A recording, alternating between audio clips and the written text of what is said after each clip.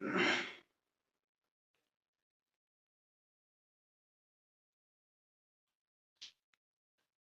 बच्चों, class 12th की physics में आज हम सब लोग एक मोस्ट इंपॉर्टेंट टॉपिक स्टार्ट करने वाला है। एक मोस्ट इंपॉर्टेंट चैप्टर कहने का मतलब स्टार्ट करने वाला है, जिसका नाम है वैद्युत चुंबकीय तरंगे या विद्युत चुंबकीय तरंगे, इलेक्ट्रोमैग्नेटिक वेव्स या ईएम वेव्स भी इनको बोला जाता है। ये बहुत इंपॉर्टेंट चैप्टर है।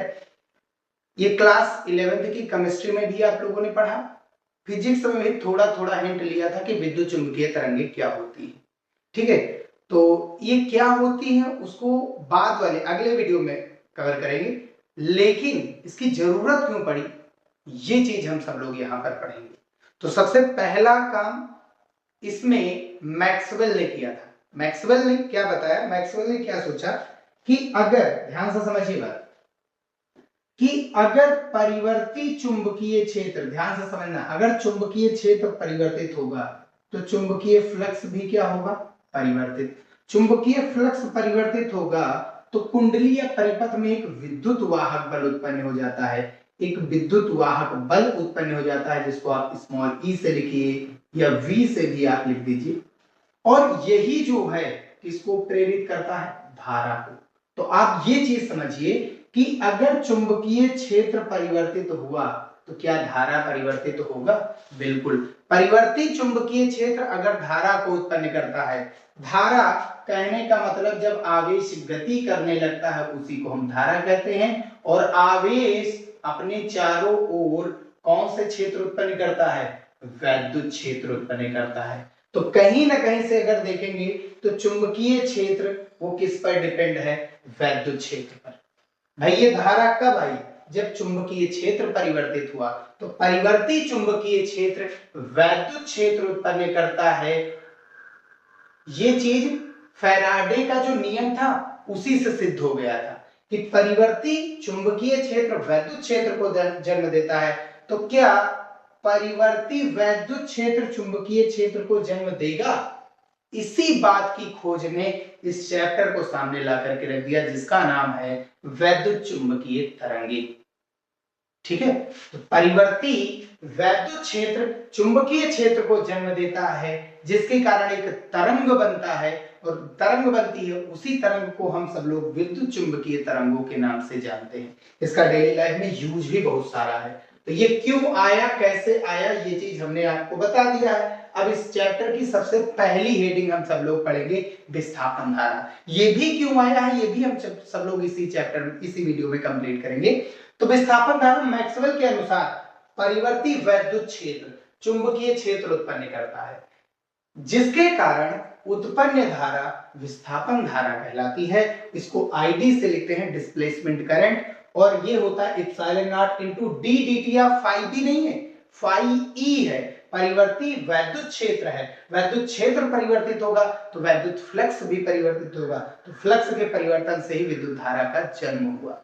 अब ऐसा हुआ क्यों, विस्थापन धारा क्यों आई, विस्थापन धारा बनने का कारण क्या है, और इस चैप्टर में भी हमारी हेडिंग है यहां पर कि विस्थापन धारा की आवश्यकता क्यों पड़ी। तो उसके लिए हम सब लोग चलते हैं संधारित्र पर। तो एक हमको संधारित्र लेना है।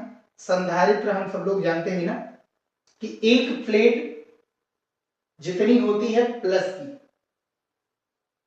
ठीक है, एक प्लेट जो की होती है प्लस की, उतनी ही दूसरी प्लेट माइनस की होती है। तो जब एक प्लेट जितनी प्लस की उतनी ही माइनस वाली हो जाए, समझिए बात, जितनी प्लस वाली है आवेशित वस्तु, आवेशित प्लेट, उतनी ही माइनस वाली हो, तो ये बनता है हमारा संधारित्र। अब इसमें करना क्या है कि हमको इस संधारित्र को एक जोड़ना है एक वायर से, एक परिवर्ती धारा वाले स्रोत से। परिवर्ती धारा वाला स्रोत क्या होता है, इसको अच्छे से बनाते हैं। परिवर्ती धारा वाला स्रोत क्या होता है भैया, वो होता है प्रत्यावर्ती धारा। ठीक है, यहां से, यहां से, ठीक है, और इसको हम लोग ऐसे जोड़ देंगे।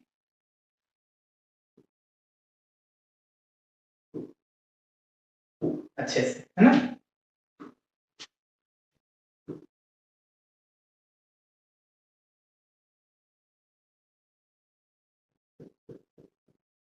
ये एक बन गया हमारा प्रत्यावर्ती धारा परिपथ। यहां पर एक प्रत्यावर्ती वोल्टता स्रोत जोड़ देते हैं, इसको हम एक प्रत्यावर्ती वोल्टता स्रोत से जोड़ेंगे। जो धारा वोल्टेज क्या होता है, परिवर्तित होगा, जिससे धारा भी क्या होगी, परिवर्तित होती रहे। ठीक, अब इसमें जो धारा प्रवाहित होती है उसको हम सब लोग कहते हैं चालन धारा। कुल मिलाकर के इस चैप्टर में उसको सी से रिप्रेजेंट किया जाता है। कौन सी धारा, चालन धारा या परंपरागत धारा जिसको कहते हैं, जो अभी तक धारा यूज में आ रही थी वही है। अब ये चीज तो क्लियर है कि ये अगर संधारित्र है तो यहां पर कौन सा आवेश होगा, एक प्लेट पर प्लस और दूसरी प्लेट पर क्या होगा, माइनस। यानी यहां पर उत्पन्न होगा प्लस और सामने वाले पर क्या होगा, माइनस। अब यहीं पर हम सब लोग एक डायग्राम बनाते हैं, एक डायग्राम लेते हैं कि यहां पर इसको तब तक हटा दे रहे हैं, इसका वैसे कोई अभी यूज में नहीं है, काम नहीं है इसका, इसको थोड़ा सा बड़ा कर दें।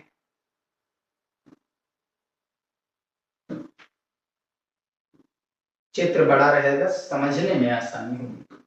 अब यहां पर हम क्या करेंगे कि यहां पर हम एक बंद पास लेते हैं, ठीक है। जितना यहां पर ले वही बंद पास हम यहां पर लेना है। दरअसल बंद पास एक दूसरे से कनेक्टेड है, ये बंद पास एक दूसरे से क्या है, कनेक्टेड है, जुड़े हुए हैं।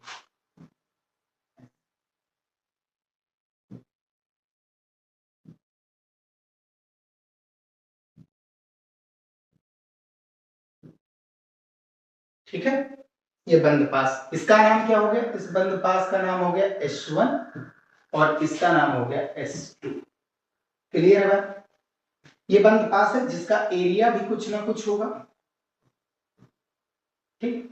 इसका एरिया कितना है, A है, ठीक। अब यहां पर हम लगाएंगे एम्पियर का परिपथीय नियम। कौन सा नियम लगाएंगे, एम्पियर का परिपथीय नियम। एम्पियर का परिपथीय नियम क्या है कि किसी बंद पास से,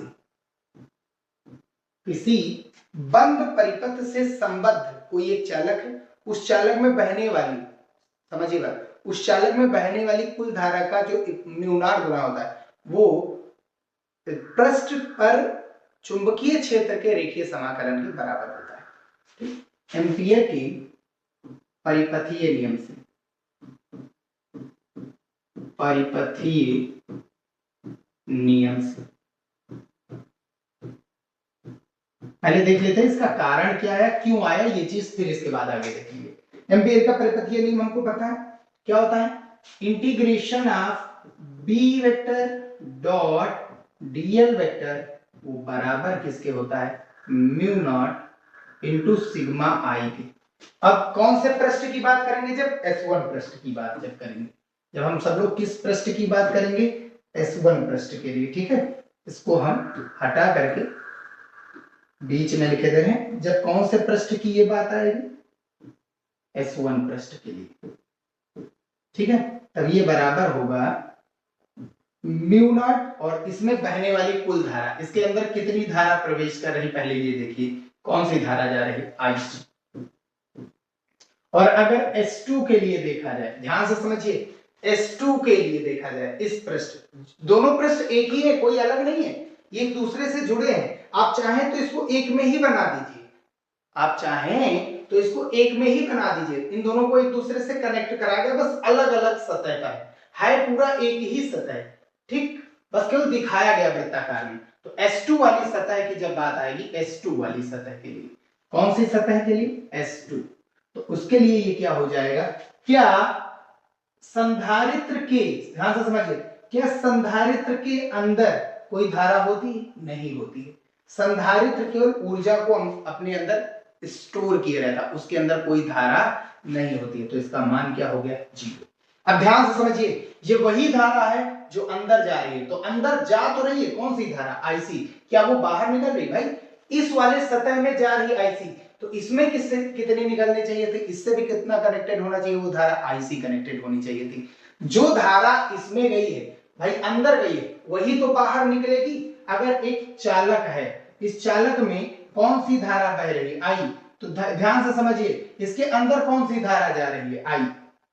इसको कुछ ऐसे हम रिप्रेजेंट करके बना रहे हैं, इसको कुछ हम ऐसे बना रहे हैं। बताइए इसके अंदर कौन सी धारा जा रही है, आई।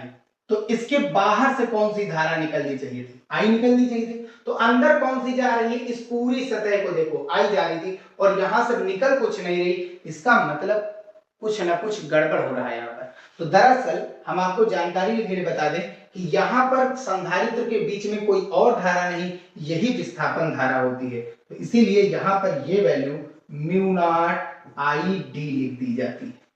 और इन दोनों को एक साथ जब लिखा जाता है तो जो नियम बनता है उसी का नाम होता है एम्पियर मैक्सवेल का परिपथीय नियम। ये एग्जैक्ट होता है, समझ में आएगा। तो ये आईडी होगा कितना, चलिए हम उसका डेरिवेशन करते हैं। तो यही चीज है एम्पियर, इसीलिए ये आया है, कहीं और कोई कॉन्सेप्ट नहीं, बस यही कॉन्सेप्ट है कि इसीलिए विस्थापन धारा ने जन्म लिया कि भाई धारा बाहर तो है लेकिन संधारित्र के अंदर क्यों नहीं है, जबकि जो धारा इसमें जा रही है वही धारा यहाँ से बाहर निकलनी चाहिए। तो जाने के लिए तो धारा है लेकिन निकलने के लिए धारा नहीं है, तो आखिर वो धारा गई कहाँ, तो वहां पर ध्यान से समझिए, यहाँ पर तो चालक धारा है लेकिन संधारित्र के बीच में जो धारा यूज में आती है उसी को हम सब लोग विस्थापन धारा के नाम से जानते हैं। अब विस्थापन धारा का समीकरण क्या होगा, सूत्र क्या होगा, चलिए हम सब लोग उसके बारे में देखते हैं। तो यहाँ पर अगर हम बात करेंगे इस सतह की, ध्यान से समझिए, अब हम इसको हटा रहे हैं, हम इसको क्या कर रहे हैं, हटा रहे हैं इतने सारे को।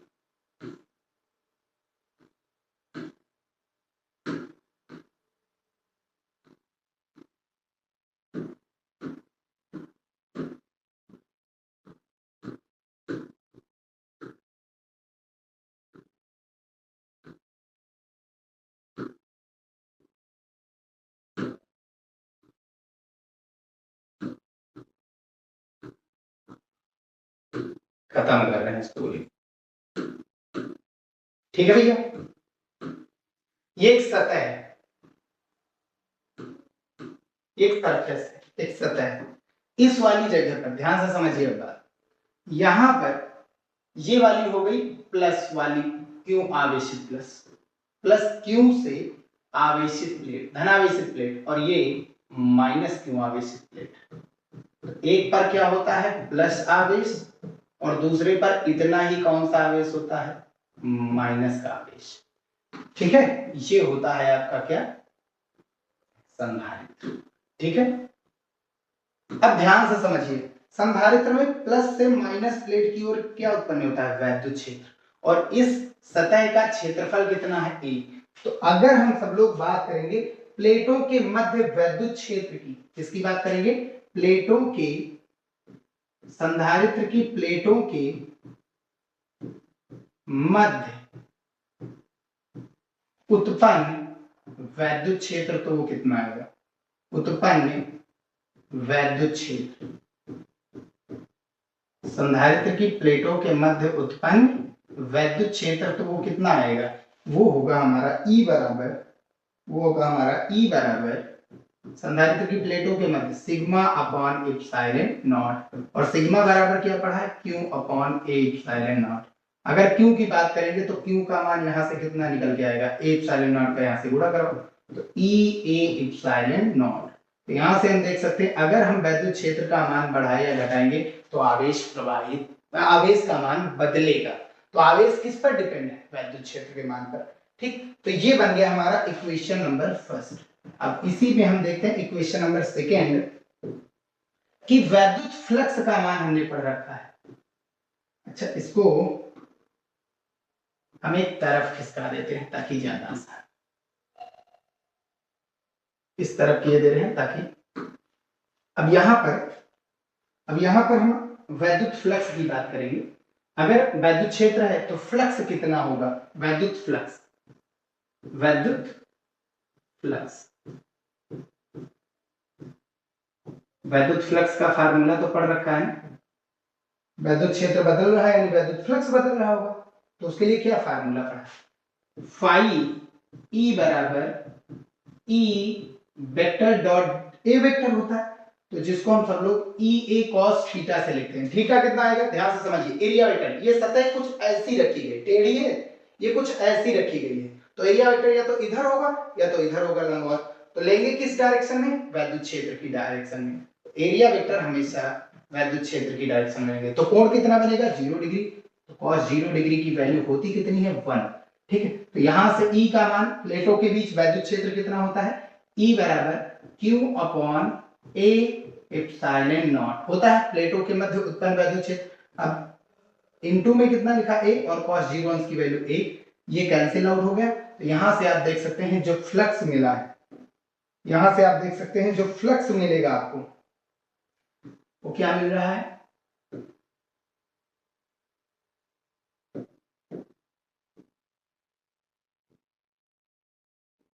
फ्लक्स कितना मिल रहा है, फाई ई बराबर ऊपर क्या है Q और नीचे एप्सिलॉन नॉट। अब इसका बड़ा इधर कराएंगे तो Q बराबर कितना हो जाएगा, epsilon naught into phi E, ठीक। तो ये चीज हम नोट में एक पॉइंट लिख रहे हैं आप लोगों के लिए, ध्यान से समझिए।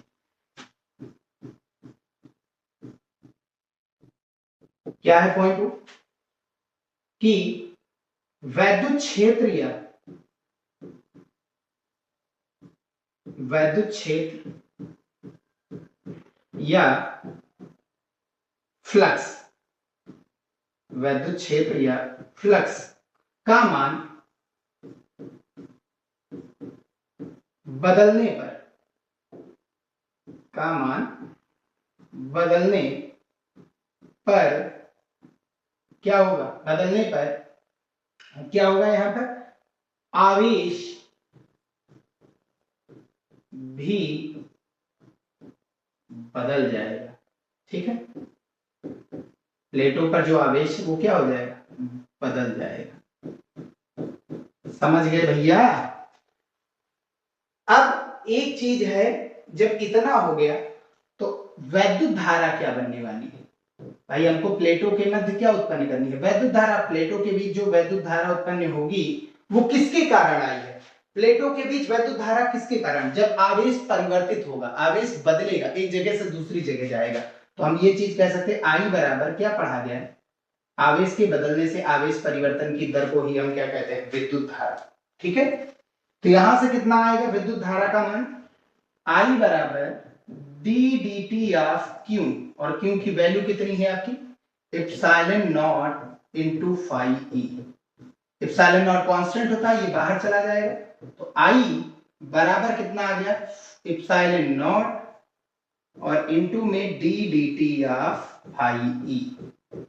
तो फ्लक्स में परिवर्तन होने से, अब भाई फ्लक्स बदलेगा, वैद्युत क्षेत्र बदला, वैद्युत क्षेत्र बदला तो फ्लक्स बदलेगा, फ्लक्स बदला वैद्युत क्षेत्र बदलेगा, विद्युत रेखाओं की संख्या बढ़ने घटने से विद्युत क्षेत्र, इसीलिए यहाँ पर प्रत्यावर्ती धारा स्रोत से जोड़ा गया, ताकि लगातार धारा परिवर्तित हो, धारा परिवर्तित होगी तो चुंबकीय वैद्युत क्षेत्र भी क्या होगा, परिवर्तित, वैद्युत क्षेत्र परिवर्तित हुआ तो चुंबकीय फ्लक्स परिवर्तित होगा, और फ्लक्स परिवर्तित होगा तो इन प्लेटों के बीच में धारा उत्पन्न होगी, दरअसल वही धारा आपकी विस्थापन धारा होती है, उसी धारा को हम सब लोग विस्थापन धारा के नाम से जानते हैं। तो ये कोई और धारा नहीं होती, यही होती है विस्थापन धारा, जो कैसे उत्पन्न हुई और क्यों उत्पन्न हुई, कारण क्या था, वो चीज हमने यहाँ पर बता दिया, ठीक। तो दरअसल अगर हम संधारित्र से, समझिए बात, एम्पियर का परिपथीय नियम पूरी तरीके से वो कंप्लीट नहीं है, जब हम सब लोग उसमें विस्थापन धारा ऐड करेंगे, भाई कुल धारा का मतलब हमें समझिए बात, बाहर जो धारा बह रही है वो चालन धारा है, समझिए बात, और अंदर जो धारा बह रही होती है, संधारित्र की प्लेटों के बीच जो धारा उत्पन्न होती है, उसी को हम सब लोग विस्थापन धारा कहते हैं। तो यही चीज यहाँ पर मैक्सवेल के अनुसार परिवर्ती वैद्युत क्षेत्र, परिवर्ती वैद्युत क्षेत्र परिवर्तित कब होगा, समझिए वैद्युत क्षेत्र परिवर्तित कब होगा, जब वोल्टेज परिवर्तित होगा, धारा परिवर्तित होगी, तभी वो अपने चारों ओर जो उत्पन्न करेगी वैद्युत क्षेत्र वो परिवर्तित होगा। तो वैद्युत क्षेत्र इस वोल्टेज के बदलने से बदलेगा, और वोल्टेज के बदलने से प्रतिवर्ती वोल्टेज लगातार बदलेगा, जिससे परिवर्ती वैद्युत क्षेत्र भी क्या हो जाएगा, परिवर्ती हो जाएगा। और परिवर्ती वैद्युत क्षेत्र चुंबकीय क्षेत्र उत्पन्न करता है, चुंबकीय क्षेत्र उत्पन्न करता है, जिसके कारण उत्पन्न धारा विस्थापन धारा कहलाती है। ये चीज अभी कंप्लीट नहीं हुआ है, अभी कंप्लीट नहीं हुआ है। अगर एम्पियर का नियम देखा जाए, ध्यान से समझिए बात यहां पर, अगर टोटल ओवरऑल देखा जाए एम्पियर का नियम, तो integration of B vector dot dl vector, B vector dot dl vector, dl vector वो बराबर होगा म्यू नॉट कुल धारा। बाहर बाहर कौन सी धारा है, चालन धारा, और अंदर कौन सी धारा है, विस्थापन धारा।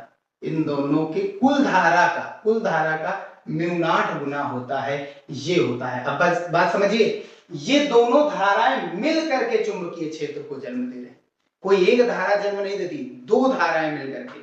तो ये है एम्पियर का परिपथीय नियम, एग्जैक्ट ये सही होता है। ये हर जगह अप्लाई नहीं होता है। हम कह रहे चलो ठीक संधारित्र रहे हुआ अप्लाई हो जाएगा, लेकिन संधारित्र की जब बात आएगी तब तो ये गलत हो जाएगा ना एम्पियर का परिपथीय नियम। तब जो नियम आता है उसी को एम्पियर मैक्सवेल का परिपथीय नियम कहेंगे। तो मैक्सवेल ने इसी धारा को जो संधारित्र की प्लेटों के बीच में है जो जन्म ली है, किसके कारण, परिवर्ती वैद्युत क्षेत्र के कारण। देखिए वैद्युत क्षेत्र का मान, वैद्युत फ्लक्स का मान बदल रहा है, वैद्युत फ्लक्स का मान जैसे ही बदलेगा वैद्युत क्षेत्र बदलेगा, जाहिर सी बात है वैद्युत फ्लक्स बदल रहा है तो वैद्युत क्षेत्र बदल रहा है। ये देखिए वैद्युत क्षेत्र बदल रहा है, इसके कारण, इस वोल्टेज के कारण ये वैद्युत क्षेत्र बदल रहा है, और ये वैद्युत क्षेत्र बदलेगा तो वैद्युत फ्लक्स लगातार वैद्युत बल रेखाओं की संख्या में घटती बढ़ती जाएंगी। फ्लक्स ये इससे संबद्ध जो है एक चुंबकीय क्षेत्र इसका उत्पन्न होगा, बाहर बाहर इसका, अंदर अंदर इसका, ठीक है। तो वो जब मिलेंगे तब ही नियम बनेगा। तो ये है विस्थापन धारा, वो क्यों आई वो चीज हमने बता दी है। अब आगे हमारा टॉपिक है मैक्सवेल के समीकरण। मैक्सवेल के टोटल 4 समीकरण थे जो कि वैद्युत और चुंबकत्व के आधारभूत के बेस पर इन्होंने बताया। तो मैक्सवेल ने वैद्युत और चुंबकत्व के आधारभूत नियमों को गणितीय रूप में व्यक्त किया, जिन्हें मैक्सवेल के समीकरण कहते हैं। टोटल 4 समीकरण है इनके। सबसे पहला चुंबकत्व, वैद्युत का गाउस नियम। वैद्युत का गाउस नियम हम सब लोग जानते हैं ऑलरेडी। वैद्युत का गाउस नियम क्या है कि जो फाई ई होता है वो बराबर होता है integration of E vector dot DA vector, E vector dot DA vector आया था। ई डीए कॉस थीटा, इंटीग्रेशन करेंगे ई बाहर, डीए का ए हो जाएगा, ठीक। इसको इस मिक्स करके लिखा है, और ये बराबर क्या था, कुल आवेश पृष्ठ के भीतर उपस्थित कुल आवेश बटा एप्सिलॉन नॉट। कुल आवेश के लिए यहाँ पर हम सब लोग सिग्मा जोड़ देते हैं। तो ये जो नियम निकल के आया है इसी का नाम है चुंबक वैद्युत का गाउस नियम। ये चीज तो ऑलरेडी हम सब लोगों ने पढ़ रखा है, ये चीज ऑलरेडी हम सब लोगों ने पढ़ रखा है, ठीक है। कहता क्या है, किसी बंद पृष्ठ से संबद्ध एक पृष्ठ लेना है आपको, एक पृष्ठ लेना है आपको, कोई एक पृष्ठ, ये पृष्ठ।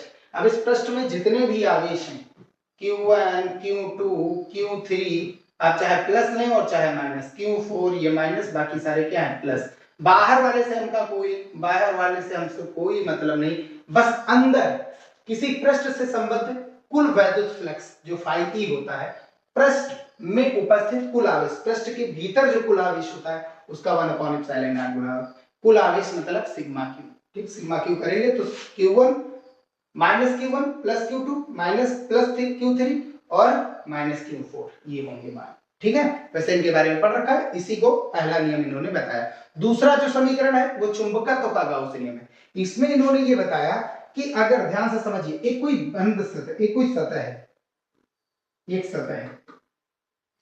अब इस सतह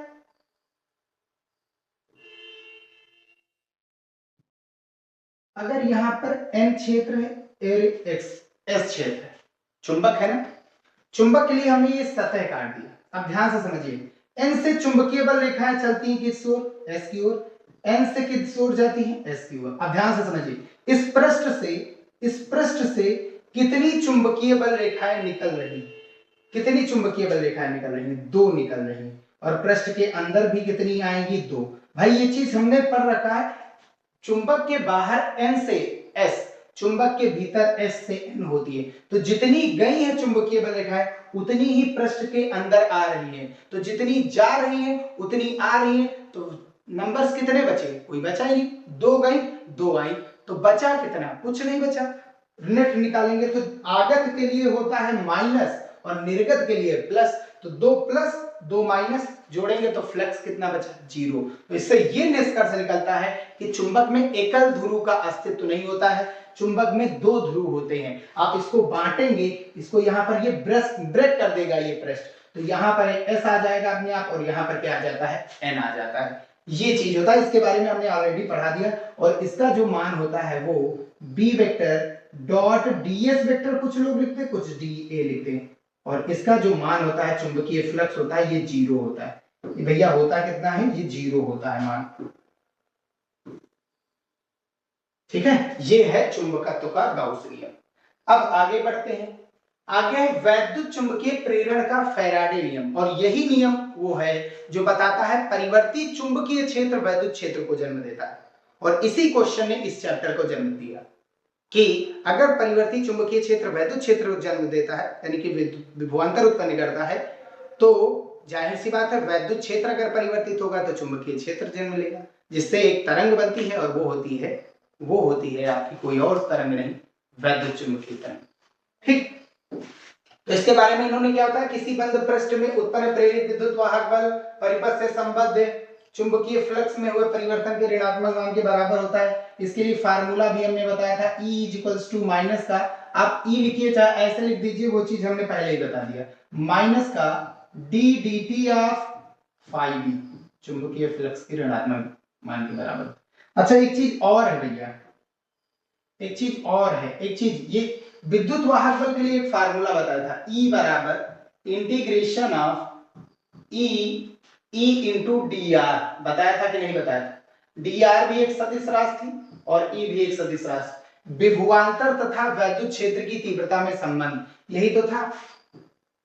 दोनों इसका समाकलन dv का किया था तो v आया था। ठीक, तो ये चीज हम यहाँ पर लिख सकते हैं इसको। तो इसको हम कैसे लिखेंगे समझिए वो बात। इसको हम लिखेंगे विभवांतर बराबर, ये होता है इंटीग्रेशन ऑफ E वेक्टर और डॉट dl वेक्टर। dl मतलब छोटी अल्पांश दूरी, एक कहां पर लेंगे? परिपथ पर, अल्पांश दूरी, और जो विभवांतर है जो उत्पन्न हो रहा है विद्युत वाहक बल, वो अपने चारों ओर विद्युत क्षेत्र उत्पन्न करेगा। भाई जाहिर सी बात है, विभवांतर जहां जहां होगा वहां विद्युत क्षेत्र होगा। ये रूल अगर हम लगाएंगे यहाँ पर, तो E का मान, E मतलब विद्युत वाहक बल यानी विभवांतर ही तो होता है, तो इसको हम सब लोग यहाँ पर लिख सकते हैं। तो ओवरऑल अगर इसको हम लिखेंगे, रिप्रेजेंट करेंगे, तो ये बनेगा क्या फार्मूला हमारा? ये बनेगा E यानी कि विभवांतर, और ये बराबर होता है E vector dot dl vector, और ये बराबर हो गया आपके इसके। यहाँ ये चीज तो हमने पढ़ ही रखा है, यहाँ माइनस का साइन भी तो होता है। ये बन गया आपका फार्मूला। ठीक, विभवांतर तथा वैद्युत क्षेत्र की तीव्रता में संबंध से हमने ये निकाल लिया है। अब आगे बढ़ते हैं, सबसे लास्ट जो की है हमारा, लास्ट क्या है? एम्पियर मैक्सवेल का परिपथीय नियम। अभी जो आया था वही है एम्पियर मैक्सवेल का परिपथीय नियम क्या है, यही चीज है। ठीक है भैया, तो एम्पियर और मैक्सवेल का परिपथीय नियम मतलब, जब एम्पियर का परिपथीय नियम था integration of B vector dot dl vector, वो म्यू नॉट I के बराबर होता है, सिग्मा I यानी कुल धारा, तो उसमें कुल धारा केवल हम चालन धारा भी तक ले रहे थे, लेकिन यहाँ पर एक विस्थापन धारा भी लेनी है, और वो विस्थापन धारा की खोज मैक्सवेल ने की थी, तो इसीलिए वो मिक्स करके बन गया एम्पियर मैक्सवेल का परिपथीय नियम। एम्पियर मैक्सवेल का परिपथीय नियम। ठीक है भैया, चलिए अब एक काम करते हैं, यहां पर सतह बंद होती है तो इसलिए ये बंद पृष्ठ का साइन लगा देते हैं, जिससे ये पता लग जाएगा कि जो सतह परिपथ है वो बंद है। तो किसी बंद परिपथ की सीमा के अनुदिश चुंबकीय क्षेत्र का रेखीय समाकलन, यानी कि इंटीग्रेशन ऑफ रेखीय समाकलन B vector dot dl vector, वो बराबर होता है उस परिपथ में बहने वाली कुल धारा का म्यू नॉट गुना होता है। कुल धारा का मतलब यहाँ पर है दो धाराएं। पहली आपकी चालन धारा और दूसरी आपकी है विस्थापन धारा। ये कुल धारा का कितने गुना होता है? म्यू नॉट गुना। आप चाहे तो आईडी का मान यहाँ पर रख देंगे, तो आईडी का मान अगर हम यहाँ पर रखेंगे तो ये क्या बनेगा? B vector dot dl vector, ये बराबर आ जाएगा म्यू नॉट और ब्रैकेट में आई सी चालन धारा और प्लस में ये आया था मान आई इप्सिलॉन नॉट और इनटू में d d t of phi E. वैद्युत फ्लक्स परिवर्तित होगा तो वैद्युत क्षेत्र परिवर्तित होगा, और वो वैद्युत क्षेत्र परिवर्तित होगा तो चुंबकीय क्षेत्र को जन्म देगा।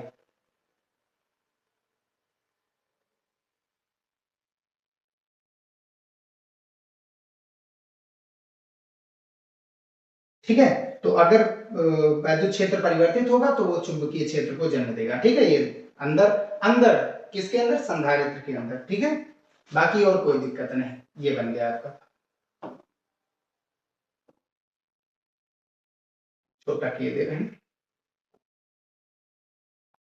ठीक है भैया, ये टोटल बन गया आपके समीकरण चारों के चारों। बस यहीं पर इतना कंप्लीट कर रहे हैं। अब नेक्स्ट वीडियो विद्युत चुंबकीय तरंग कैसे उत्पन्न हुई, क्यों उत्पन्न हुई, वो चीज हम सब लोग पढ़ेंगे। ठीक है, मिलते हैं फिर भैया नेक्स्ट वीडियो में। वीडियो पसंद आया तो इसे लाइक और चैनल पर नए हो तो सब्सक्राइब जरूर करके जाइएगा।